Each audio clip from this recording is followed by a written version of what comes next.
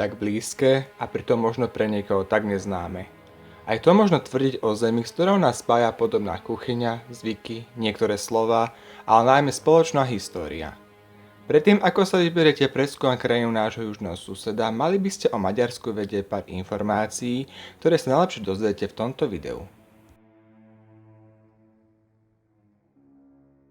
Maďarsko je krajina nachádzajúca sa v strednej Európe. Zem leží v Panonskej pánve a susedí so 7 krajinami. Takmer všetci obyvatelia 10 miliónovej krajiny sú Maďari, pričom ešte 2 milióny Maďarov žije v susedných štátoch. Najrozšírenejším náboženstvom je kresťanstvo, z ktorého dominuje rímskokatolícke vierovyznanie. Krajina má kontinentálne podnebie, kde sú teplé suché letá a studené a mokré zimy. Až 2/3 povrchu krajiny pokrývajú nížiny.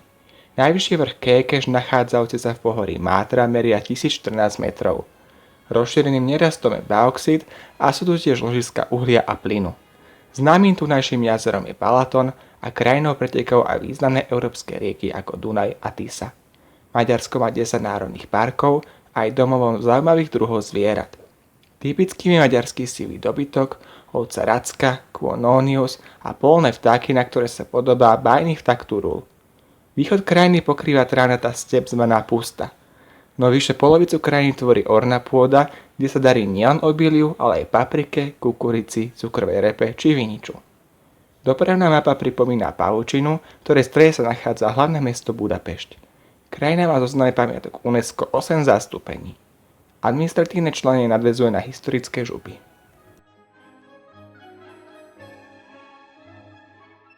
Maďarsko má k Slovensku v mnohých ohľadoch veľmi blízko, a to najmä preto, lebo podstatnú časť dejín naše národy žili v spoločnom štáte. Význam minulosti nie je Maďarsku podceňovaný. Dejiny tu tvoria prehliadku dôležitých víťazstiev, ale aj prehier, na ktoré sa možno až niekedy moc pozerá s melancholickým sentimentom. Ak chcete spoznať Maďarsko, mali by ste spoznať aj významné udalosti, ktoré sa odohrali na jeho území alebo s nimi súvisia.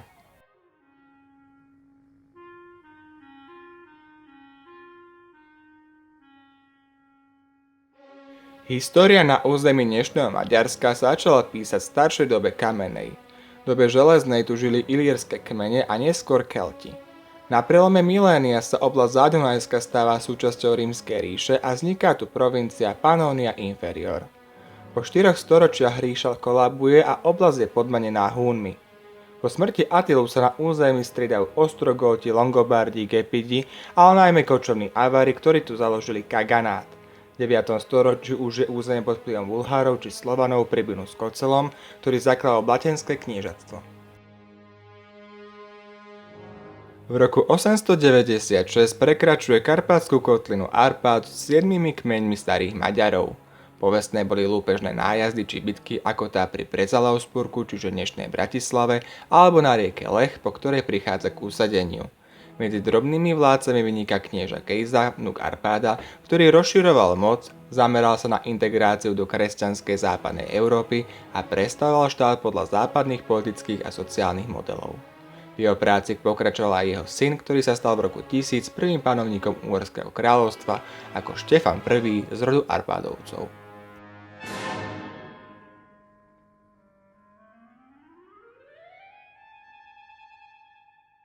Radnofeudálny štát bol patrimoniálny, čiže panovník bol doslova majiteľom štátu a jeho najvyšším zákondarcom.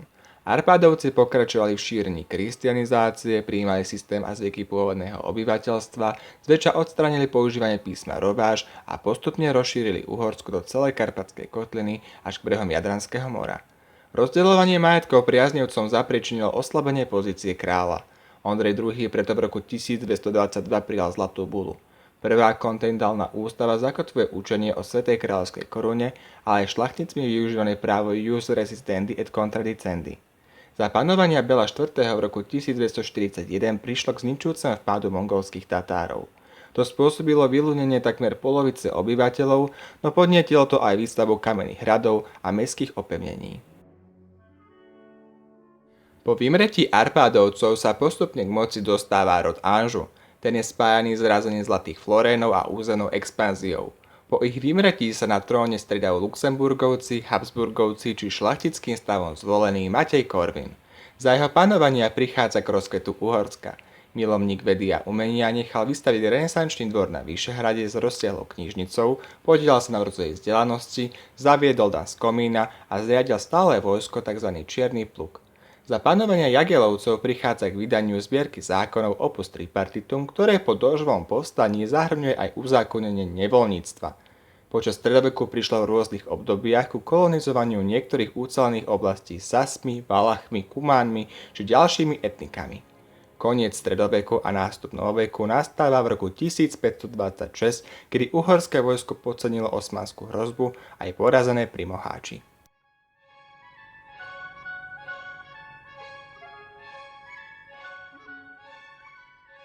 V roku 1541 prichádza k dobytiu Budína, v čoho dôsledku sa na 150 rokov ocitá väčšina kráľovstva pod osmanskou správou.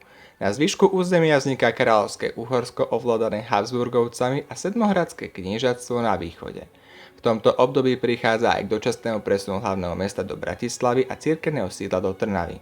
Takisto je toto obdobie spájané so šírením reformácie, ako aj protireformácie, s čím súvisia aj početné stavovské povstania. Po povstaní Františka II. Rákociho sa uzatvára medzi panovníkom a šľachtou satmársky mier.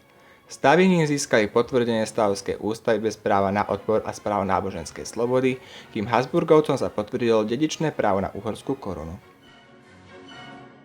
Po opadnutí tureckej hrozby sa postupne celé územie začlenuje do mnohonárodnostnej monarchie, pričom tiež prichádza k vnútornému presídleniu obyvateľstva. Riedko osídlené územia na juhu krajiny tak osídlujú aj Slováci, ktorí sa usadili najmä v Bekéckej Čabe. Za panovania osvietených panovníkov Márie Terézie a Jozefa II. Boli prijaté významné reformy v oblasti náboženstva či školstva a taktiež bol prijatý tereziánsky urmár a zrušenie nevoľníctva. Úradným jazykom taktiež už nebola latinčina, ale nemčina, ktorá zobudila maďarské národné povedomie. K významným osobnostiam prvej polovice 19. storočia patrí virtuós Ferenc Liszt a gróf Ištván Széchenyi, ktorý prispel vzniku Akadémie vied a reťazového mostu medzi Budínom a Pešťou.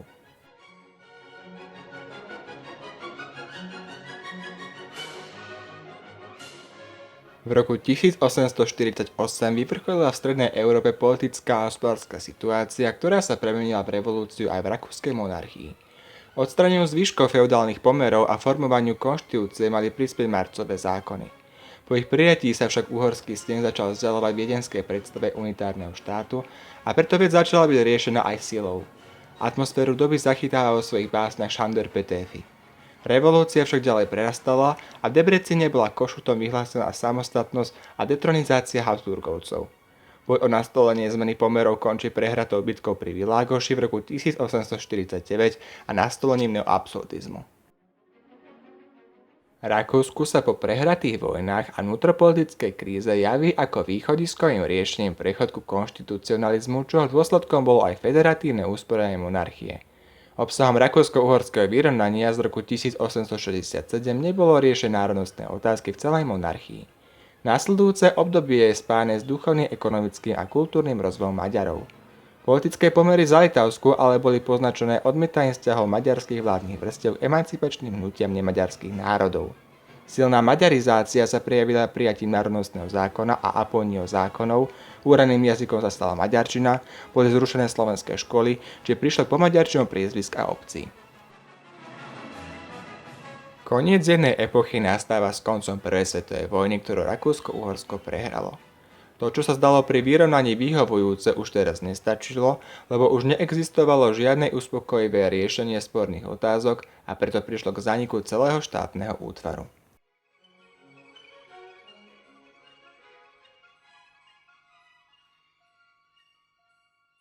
Po pádoch Prvej Maďarskej republiky a Maďarskej republiky rád bolo vyhlásené Maďarské kráľovstvo na čele s regentom admirálom Horthym. Celé obdobie od konca prvej po koniec druhej svetovej vojny je obdobím hľadania štátnych hraníc Maďarska.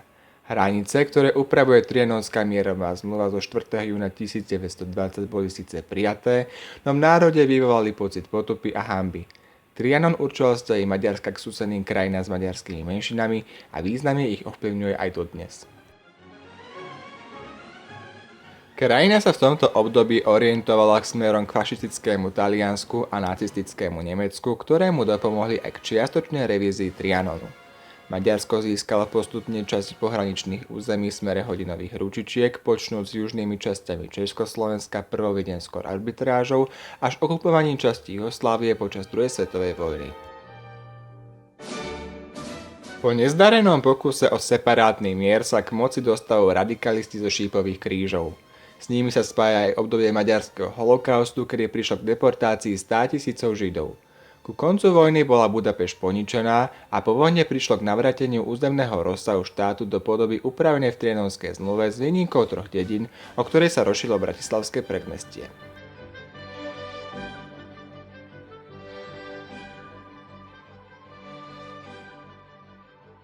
Po druhej svetovej vojne vznikla druhá Maďarská republika, ktorá už bola v sovietskej sfére vplyvu, hoci komunisti voľby nevyhrali. Nastáva doba vysťahovania Nemcov a výmena obyvateľov so susednými národmi.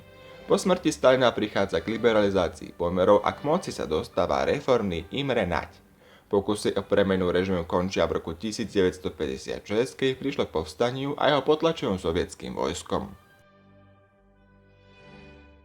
V 80. rokoch sa komunistická strana aj napriek svojmu gulášovému komunizmu čoraz viac dostávala do hospodárskej krízy a preto aj ku koncu desaťročia mohli vzniknúť nové politické strany.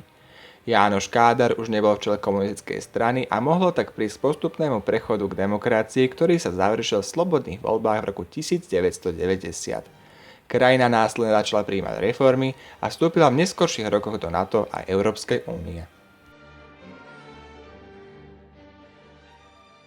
V časoch, keď rovinami prechádzal limes Románu z hranica Osmanskej ríše či železná opona, ležala krajina po kraji dvoch rozdielnych svetov.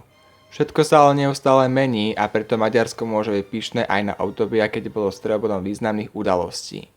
Krajina vás zaujme nielen pestrosťou svojej histórie, no hlavne krásnymi mestami, útulným vidiekom, chutnou kuchyňou, ale aj odpočinkom pri vode. Maďarsko je blízky sused, s ktorým máme veľa spoločné a preto je ho dobre spoznať.